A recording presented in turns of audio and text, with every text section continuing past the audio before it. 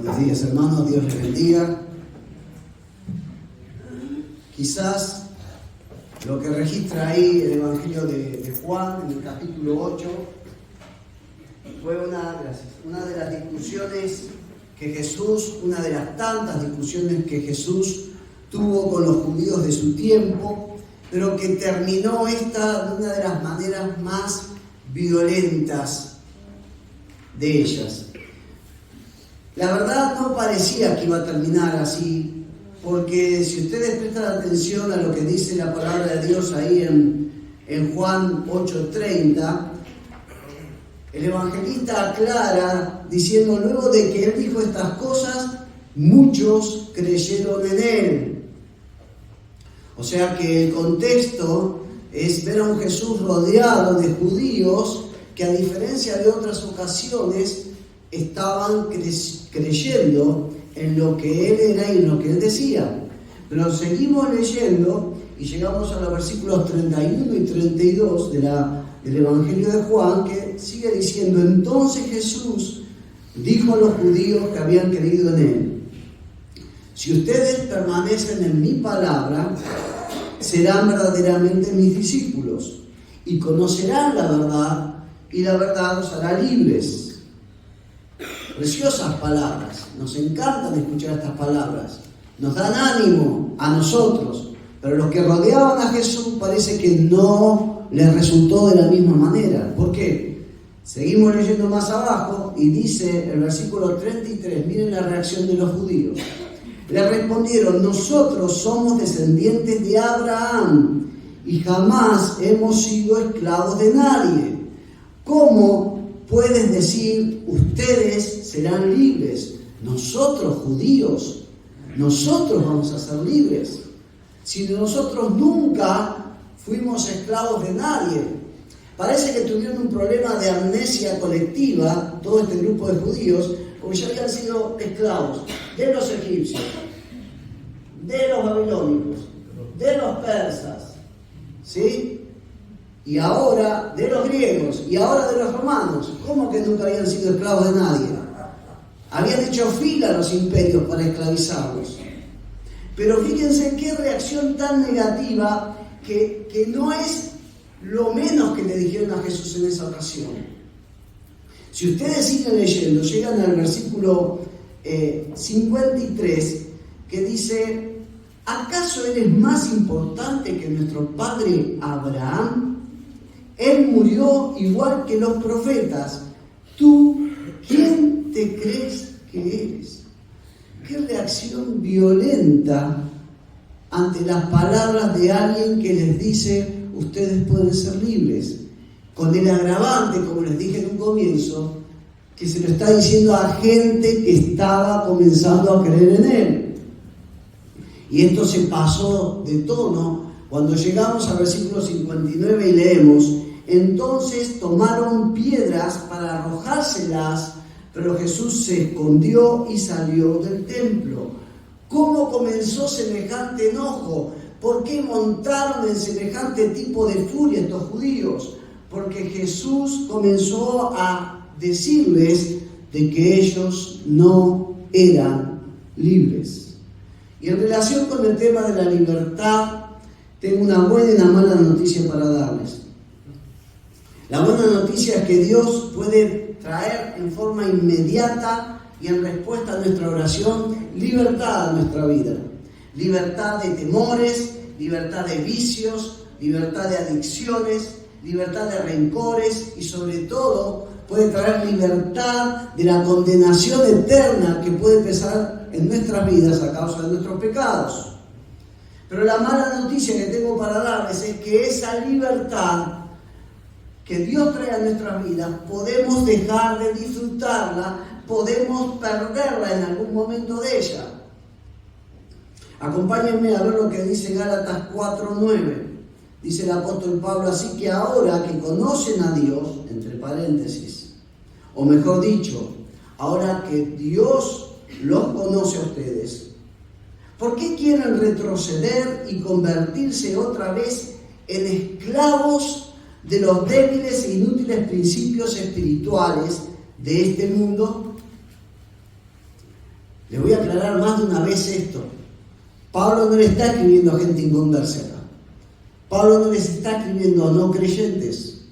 Pablo les está escribiendo a los creyentes de Galacia. Y a los creyentes de Galacia les está diciendo de que ellos pueden volver a esclavitud. Romanos 6, 12 al 14. Por lo tanto, no permitan ustedes que el pecado reine en su cuerpo mortal, ni obedezcan a sus malos deseos. No ofrezcan los miembros de su cuerpo al pecado como instrumento de injusticia. Al contrario, ofrézcanse más bien a Dios como quienes han vuelto de la muerte a la vida, presentando los miembros de su cuerpo como instrumentos de justicia. Y como remata el apóstol Pablo en el versículo 14, así el pecado no tendrá dominio sobre ustedes, porque ya no están bajo la ley, sino bajo la gracia. Y reitero, les está escribiendo a creyentes, ahora en Roma, y a creyentes como usted y como yo, les está diciendo el apóstol Pablo, ojo, porque pueden ser esclavos del pecado. De acuerdo a quien consagran sus vidas y sus cuerpos, usted va a tener dominio sobre sus vidas. O sea que en ambos pasajes sobrevuela la idea de que el cristiano, nosotros, podemos llegar a perder por momentos la libertad que Dios nos ha dado a través de Jesús. Pero si mira estos dos pasajes, ni el de Gálatas ni el de Romanos, si no le gusta ninguno de los dos, se va todo el Antiguo Testamento y usted tiene que la vida del pueblo de Dios se la pasó de libertad en esclavitud, en la tierra o fuera de la tierra, disfrutando de la libertad que Dios les concedía o perdiéndola a causa de su pecado. Esa es toda la vida del Antiguo Testamento. Toda la historia del Antiguo Testamento es un pueblo de Dios en libertad, esclavo, pecando, cayendo en esclavitud y nuevamente libre. Ese es todo el resumen del Antiguo Testamento. Entonces, hermano, hermana, tenemos que entender que aún siendo hijos de Dios, no es que corremos el peligro de perder nuestra relación con Dios. No es que podemos perder nuestra salvación, no estamos diciendo eso. Pero sí podemos dejar de disfrutar nuestra libertad en Cristo. Repito, podemos dejar de disfrutar nuestra libertad en Cristo. Pero el peligro es más grande. Porque no solamente corremos la posibilidad cierta de perder nuestra libertad en Cristo, sino que lo que es más grave es no darnos cuenta que hemos perdido esa libertad, y eso es más grave aún. Por eso creo que es importante dedicar parte de esta mañana a ver algunos síntomas que pueden aparecer en un cristiano que está perdiendo la libertad en Cristo. Y el primero de estos síntomas lo vamos a ver en un instante, pero presten atención a lo que dice Gálatas 4, 6 y 7. En este pasaje y del otro que les voy a leer, se menciona, Pablo cita dos maneras de dirigirse a Dios, muy cariñosas, muy conocidas, pero con una profunda connotación espiritual sobre la que quiero que hagamos lupa al hablar del primer síntoma de un cristiano sin libertad.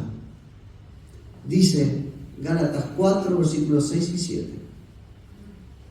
Y debido a que somos sus hijos, Dios envió el Espíritu de su Hijo a nuestro corazón, el cual nos impulsa a exclamar, Abba, Padre. Versículo 7. Estoy en Gálatas 4, 7. Ahora ya no eres un esclavo, sino un hijo de Dios. Y como eres su hijo, Dios te ha hecho su heredero.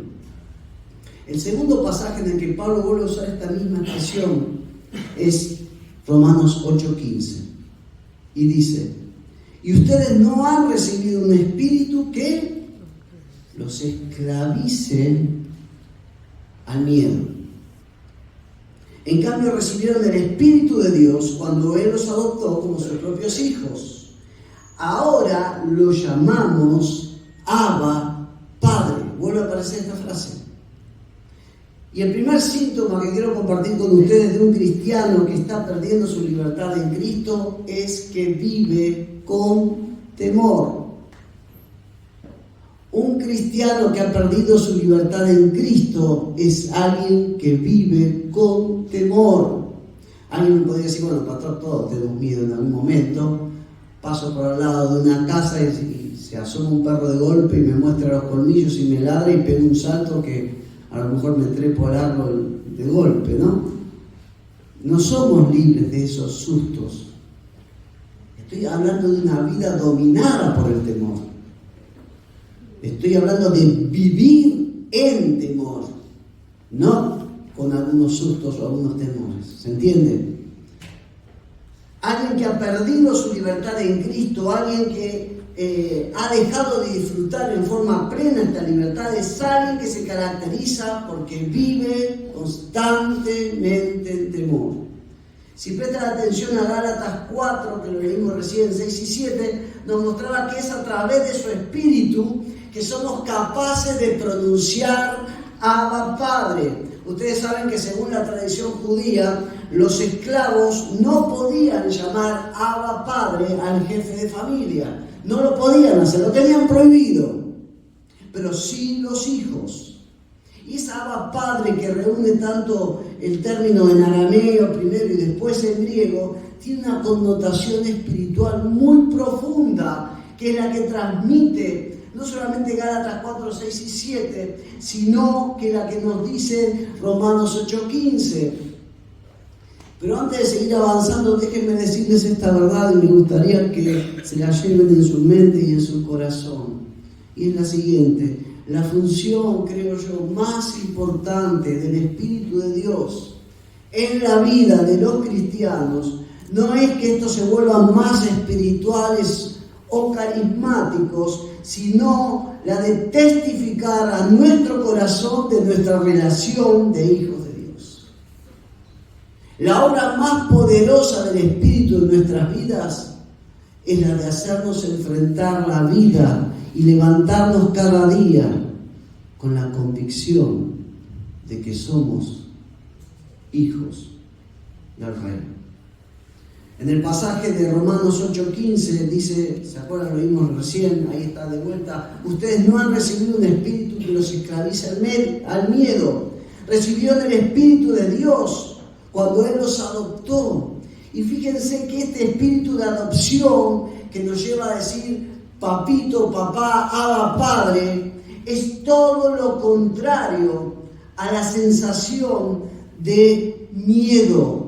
O tenemos el espíritu del Hijo que nos da esta confianza de nuestro Padre, o vivimos esclavizados del temor. Por lo tanto, cuando el Espíritu de Dios no está llenando ni influenciando nuestra mente, nuestro corazón, entonces lamentablemente el temor comienza a evidenciar nuestra falta de libertad en Cristo. Repito, no estoy hablando de no tener miedo, estoy hablando de vivir bajo el dominio del miedo. Y no completamente desconectado de este primer síntoma, yo encuentro un segundo síntoma de alguien que está perdiendo su libertad en Cristo, y es la sensación de encierro. ¿A qué me refiero con esto? Acompáñenme por un momento al Salmo 142. Dice los primeros 3 versículos: con mi voz clamaré a Jehová, con mi voz pediré a Jehová misericordia, delante de Él expondré mi queja, delante de Él manifestaré mi angustia. Cuando mi espíritu, vuelve a aparecer, se angustiaba dentro de mí, tú conociste mi senda. En el camino en que andaba me escondieron lazo. Fíjense cómo aparece este término angustia. Aparece ahí en el versículo 2 y aparece en el versículo 3. Esta palabra que en español se tradujo como angustia, tiene la expresión de sensación de sentirse apretado, estrechado por las circunstancias, como una especie de claustrofobia espiritual, si usted me permite, de alguien que tiene pánico porque se está sintiendo encerrado, no en una habitación, no en un espacio físico, sino en una situación, en una circunstancia. Y esto es evidencia cuando nos empezamos a sentir angustiados, presionados por las circunstancias, es evidencia de que algo de la libertad en Cristo estamos perdiendo. Si ustedes prestan atención a las primeras palabras de este Salmo 142, ustedes van a ver que la referencia de este salmo es a David estando, dice, en la cueva. Y como muchos comentaristas reconocen, posiblemente esta cueva era la famosa cueva de Adulán, ¿se acuerdan? En donde él se refugió en algún momento para protegerse de un rey Saúl que lo estaba queriendo encontrar, no justamente para felicitarlo, sino para, diríamos en términos criollos, hacerlo boleta, ¿no?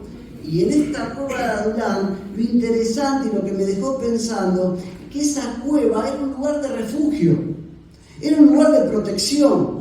Pero fíjense cómo la ve David en este tiempo de angustia. Versículo 7. Saca mi alma de la prisión para que yo dé gracias a tu nombre.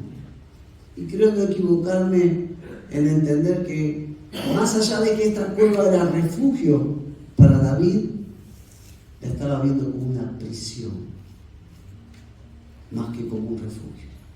Porque la persona que está perdiendo libertad en Cristo, las circunstancias lo empiezan a aplastar, a oprimir, a encerrar y, si me permiten la expresión, a producir asfixia espiritual.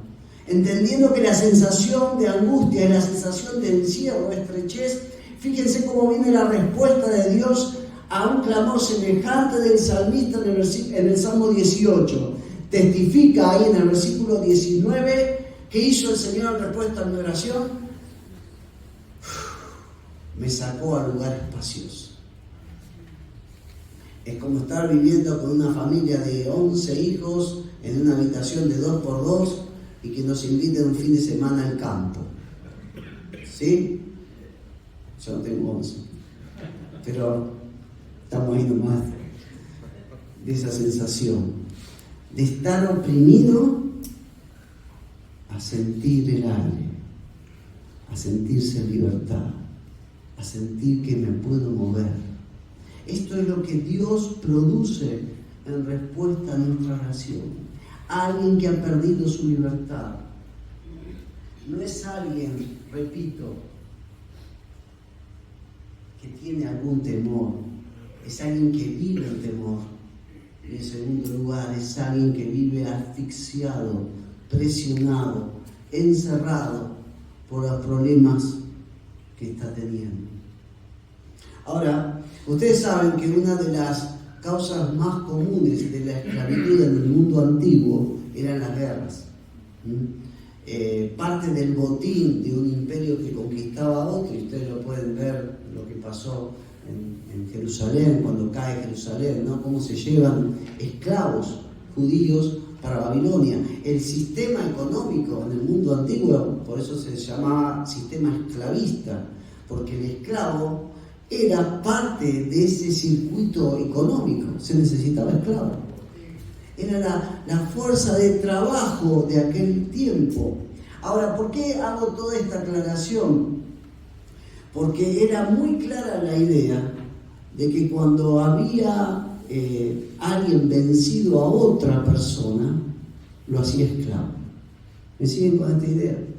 Fíjense lo que dice Juan 8:34. Jesús respondió, volviendo a ese momento, ¿no?, en que Jesús casi es apedreado. De cierto os digo que todo aquel que practica el pecado es esclavo del pecado. Aclaro, acá el verbo es practicar. No dice el que ocasionalmente peca, dice el que practica el pecado es esclavo del pecado. Y esa palabra, ese verbo practicar, es el que vuelve a aparecer en 1 de Juan 3, 8 y 9, que dice: el que practica el pecado es del diablo, porque el diablo peca desde el principio. Para esto se ha manifestado el Hijo de Dios, para deshacer las obras del diablo. Pero ¿qué dice el versículo 9? Todo aquel que ha nacido de Dios, ¿qué pasa? Y repito el verbo, no practica el pecado. Porque la simiente de Dios permanece en él y no puede pecar porque ha nacido de nuevo. En base a estas palabras, hermanos, compartimos que el tercer síntoma de falta de libertad es ser vencido y dominado por algo o alguien. Alguien que ha perdido su libertad en Cristo. Un tercer indicio de ello es que esta persona, por más que se lo proponga, hay algo más fuerte que ella, frente a lo cual no puede vencer. Puede ser un pecado, puede ser un vicio, puede ser una relación, pero no puede superar eso que lo vence una y otra vez. Puede ser hasta un rencor. Cuando el rencor vuelve a aparecer y vuelve a aflorar, y parecía que lo habíamos dejado, y nos vuelve a controlar los pensamientos y los sentimientos. Entonces, un tercer síntoma de una persona sin libertad en Cristo es porque es una persona que está siendo vencida y dominada por algo. Y recalco, practicar significa una acción recurrente. No estoy hablando de que, y sí, la verdad que somos pecadores redimidos, pero en algún momento nos equivocamos. No, estoy hablando de un deporte que se practica de lunes a lunes. Eso es evidencia de falta de libertad en Cristo. Fíjense lo que dice Pedro en su segunda carta, capítulo 2, versículo 19. Le prometen libertad, pero ellos mismos son esclavos de la corrupción. Y fíjense en el concepto cómo se repite. Pues todo aquel que es vencido, ¿qué pasa? Se vuelve esclavo del que lo venció. Es como 2 más 2 es 4, espiritualmente hablando. Si hay algo a lo que vos no podés superar y volvés a recaer en eso, eso te está quitando libertad en Cristo. Había un humorista, que no voy a decir su nombre, pero que decía: yo no sé cómo dice la gente que es difícil dejar el cigarrillo. Yo lo he dejado cientos de veces, dice. Dejaba y volvía, ¿no? Entonces, una persona sin libertad es una persona con temores que lo dominan. Es una persona que tiene una sensación de encierro frente a lo que está viviendo. Es una persona que es vencida y dominada por algo o alguien. Ahora, más importante que mostrarle los síntomas de alguien que ha perdido su libertad en Cristo, es poder compartirles cómo podemos recuperar la libertad en Cristo, cuál es el instrumento que Dios ha diseñado para nuestra libertad. Y por eso el título de este mensaje es el cuarto punto de este mensaje, que hablamos de ser libres de verdad y por medio de la verdad. Volvemos a Juan 8, dice el versículo 31 y 32. Entonces Jesús dijo a los judíos que habían creído en él, 2 puntos. Escuchen bien estas palabras. Si ustedes permanecen en mi palabra, serán verdaderamente mis discípulos y conocerán mi palabra. No dice mi palabra, ¿no? La verdad. Dice: conocerán la verdad y la verdad os hará libres. Yo creo que acá Jesús juega e intercambia el concepto de palabra, de su palabra, con la verdad. Y dice: permanezcan en mi palabra. Y si conocen mi palabra, que es la verdad, ustedes van a ser libres. Creo que este pasaje nos habla con claridad que la libertad en Cristo, hermanos, la alcanzamos, ¿saben cómo? Por revelación. Esto es, al conocer la verdad de Dios. Fíjense lo que decía Jesús en aquella sinagoga de Nazaret, Lucas 4, 18 y 19. Y por favor, presten atención no solamente a la plataforma ministerial de Jesús, sino a los verbos que va a usar para llevar a cabo esa plataforma.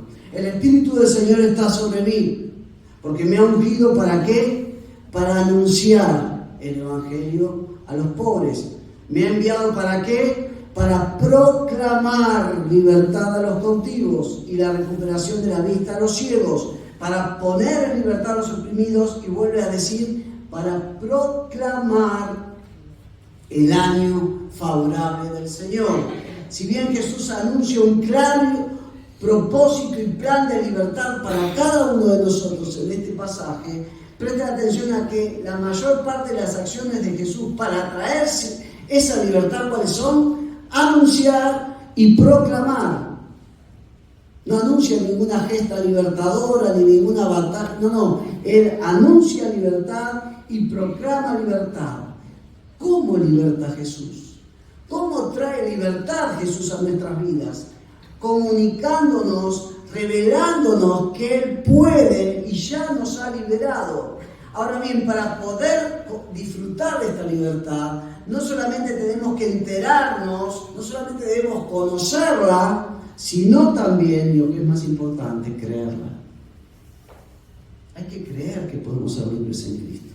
Y hay que vivir en base a aceptar esa promesa de que Él nos trae libertad. Aunque sea difícil de creer, ustedes saben que no son tan numerosas las veces en la palabra de Dios que aparece la expresión creer en la palabra. No son tantas. Es raro. Pero, por ejemplo, en el Salmo 119, ustedes saben que gira en torno a la palabra o a la ley de Dios. Todo el Salmo, que es el más largo de todos los salmos, el concepto está ahí alrededor de la palabra de Dios y su ley. Pero fíjense lo que dice el salmista.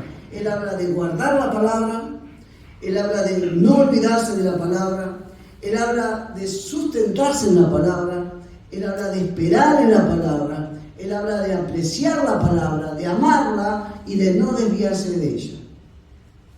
Y lo que yo entendí entonces, que una actitud de fe frente a la palabra de Dios se va a manifestar en mi vida cotidiana y en tiempos de crisis, en decisiones concretas que yo tome de seguir guardándola a esa palabra, de no olvidarme de esas promesas que están en esa palabra, de alimentarme de esa palabra, de esperar en esa palabra, de valorarla, de amarla y no desviarme de ella. Somos salvos por revelación. Dios nos dice, hoy podés ser libre de aquello que te esclaviza. Pero hay que creerlo, hay que escucharlo y hay que creerlo. Pero quisiera terminar dejando en claro que para poder disfrutar de la libertad en Cristo, la que Cristo nos ofrece, hay una condición que es muy importante y la mencionamos hoy. Y es reconocer que en algún momento la hemos perdido esa libertad.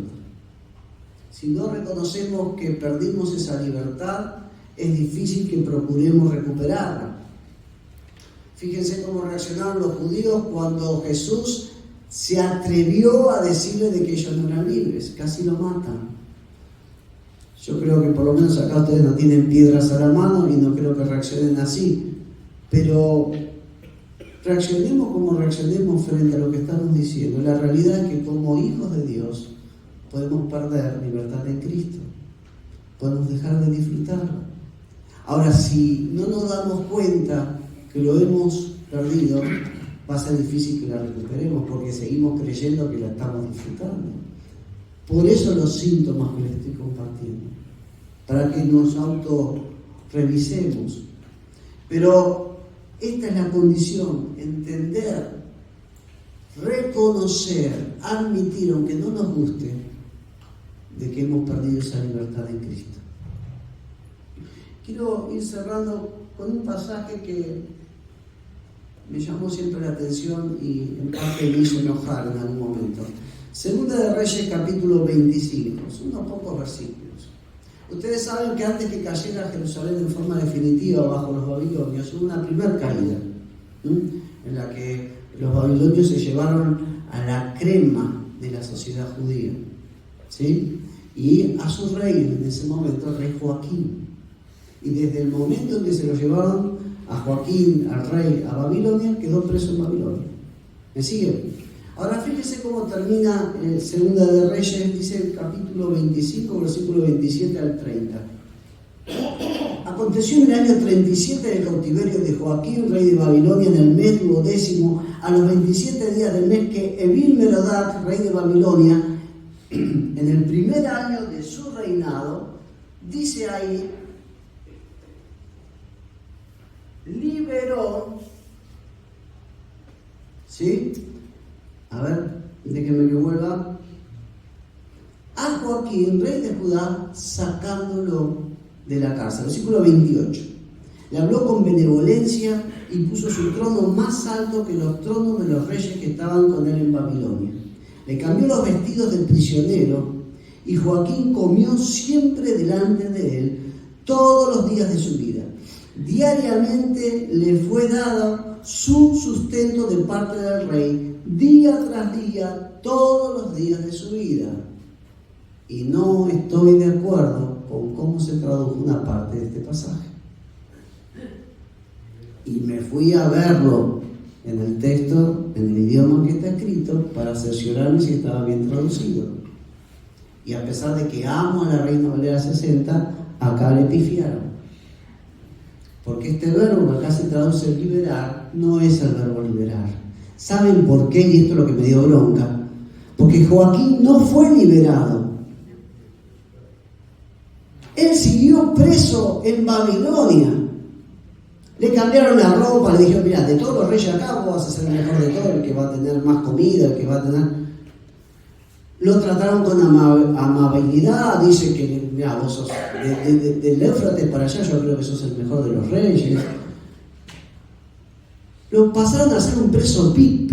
Quizás le cambiaron de la celda y le pusieron en una celda más grande, le pusieron TV si hubiera en esa época. Pero siguió preso. Por eso, si ustedes van al pasaje paralelo que dice casi lo mismo de Jeremías 52, llegan a la misma expresión y el mismo verbo lo traduce distinto. Y en Jeremías 52 dice, levantó su cabeza. Eso es el significado del verbo que se traducía liberar en Segunda de Reyes 25. Y no estoy de acuerdo, porque Joaquín siguió cautivo en Babilonia.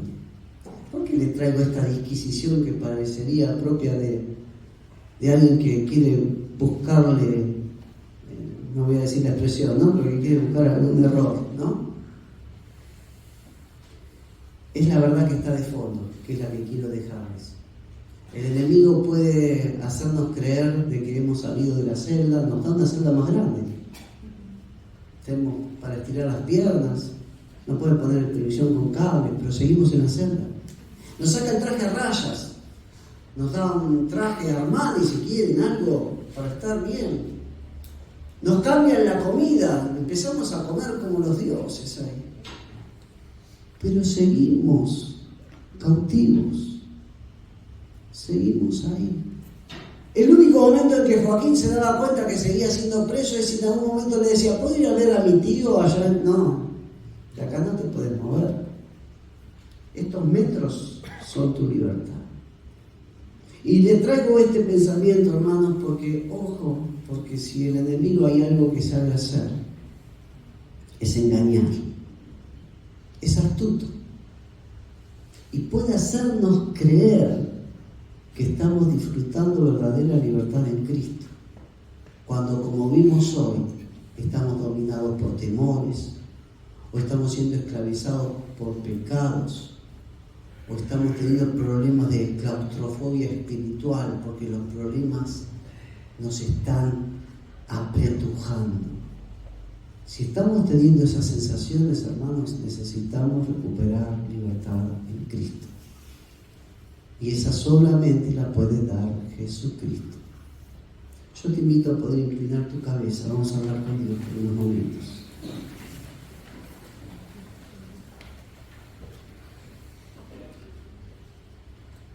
Padre bendito, te damos gracias por la libertad que tú nos puedes dar a través de Jesús. Volvemos a afirmarnos en la verdad de que si el Hijo nos liberta, seremos verdaderamente libres. Pero volviendo a tu palabra, Padre, también vemos que a veces el enemigo, sin que nos demos cuenta, a través de circunstancias, problemas, enemigos que se levantan en nuestras vidas, situaciones apremiantes, pecados, podemos estar perdiendo o hemos perdido hace rato esa libertad. Señor, en el nombre de Jesús pido que sea tu Espíritu Santo el que nos confronte. Que nos confronte no solamente, Padre, tú sabes, para reconocer falta de libertad, sino para clamarte nuevamente por ella y volver a recibirla por fe, Señor. Mientras siguen con su cabeza inclinada, sus ojos cerrados, quiero dirigirme a un grupo de personas que quizás nunca han disfrutado de la libertad en Cristo, porque Cristo nunca ha entrado a su vida, por la sencilla razón de que Él no va a entrar a la fuerza. Él solamente va a entrar a su vida cuando usted lo invita a entrar a su vida por medio de la fe. Y es lo que quiero tener un momento para eso, para darte la oportunidad de conocer e invitar a entrar a tu vida al que puede traer libertad a tu vida. ¿Libertad de qué? De todo lo que te está quitando la paz y el gozo. Por eso, si vos en esta hora querés invitar a entrar a tu vida a aquel que te puede traer libertad, yo quiero guiarte en una sencilla oración que vos vas a repetir conmigo. Una oración en la que vos, como hemos hecho cada uno de nosotros, vas a decirle al Señor: Señor, yo reconozco que te necesito, reconozco mis errores, reconozco mis pecados, pero también confieso que Jesús es tu Hijo y que Él en una cruz pagó el castigo de mis pecados, de mi libertad. Si querés hacerlo, yo te quiero acompañar. Tienes una oración que vos hagas entendiendo lo que estás haciendo y sobre todas las cosas, creyendo en que hay un Dios que te está escuchando y respondiendo. Si te animás, yo te acompaño con estas palabras. Padre Dios, en este momento confieso que he pecado, que he hecho cosas que no te han agradado, y te pido perdón por ello. Pero también confieso que Jesús es Dios, y en la cruz Él murió y resucitó, cumpliendo, pagando el castigo de mis pecados.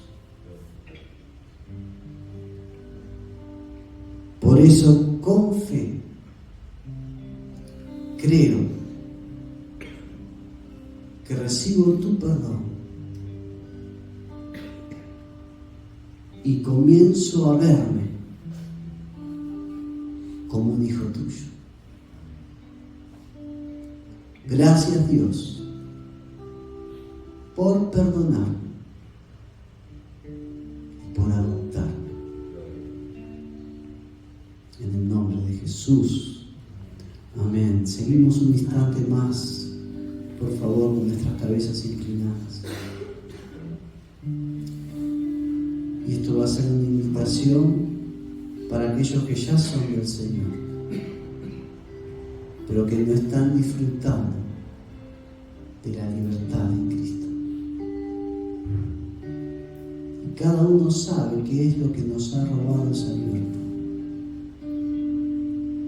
Pero si hay alguien que en esta hora quiere volver a disfrutar de esa libertad en Cristo, yo te ruego que puedas ponerte en pie donde estás para poder orar por tu vida y rogar a aquel que es nuestro libertador volver a darnos esa libertad. Este es un momento entre vos y el Señor, pero es un momento de libertad o de seguir esclavos de lo que vos sabés que te está dominando.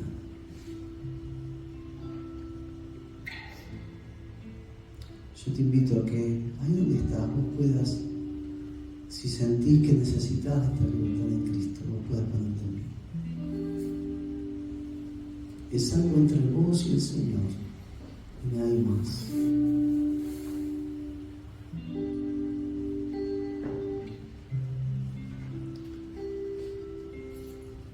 Señor, recordamos que tú dijiste que viniste a anunciar libertad a los cautivos, apertura de cárcel, Señor, por medio de tu Espíritu. Y Señor, tú conoces la vida de cada uno de mis hermanos y hermanas que se han puesto de pie delante tuyo. Y sobre todas las cosas, Padre, tú sabes qué es lo que les ha quitado la libertad. Padre, ahora en el nombre de Jesús de Nazaret, rogamos que tu Espíritu Santo realmente pueda darles nuevamente esa libertad que viene de ti.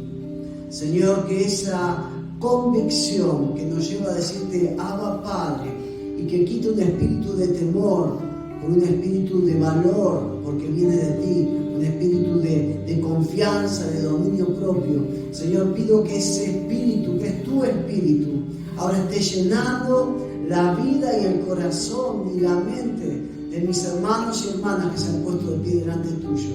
En el nombre de Jesús rechazamos todo pensamiento de culpa, todo pensamiento de temor, todo pensamiento negativo, todo pensamiento aún, ¿por qué no?, de muerte. Señor, lo rechazamos en el nombre y la autoridad del Cristo resucitado y declaramos que somos hijos amados tuyos, hijos redimidos por ti, pero sobre todo hijos que disfrutamos de la libertad que solamente tú puedes traer a nuestras vidas. Señor, queremos empezar a vivir en libertad, en medio de los problemas, en medio de las aflicciones, en medio de las respuestas que nos llegan, en medio de las cosas que no entendemos. Anhelamos tu libertad, Señor, tráenos libertad. Gracias, Señor, porque si el Hijo nos liberta, seremos y somos verdaderamente libres. Alabamos tu nombre, te exaltamos, Señor, te declaramos Rey de Reyes, Señor de Señores. Te volvemos a entregar el control de nuestra vida. Llénanos de ti, Señor. Un espíritu noble nos sustente. Gracias, Señor. Gracias por volver a darnos libertad. Oramos y te bendecimos en el nombre de Jesús. Amén. Os invito a ponerse de pie para poder terminar seguramente con un tiempo de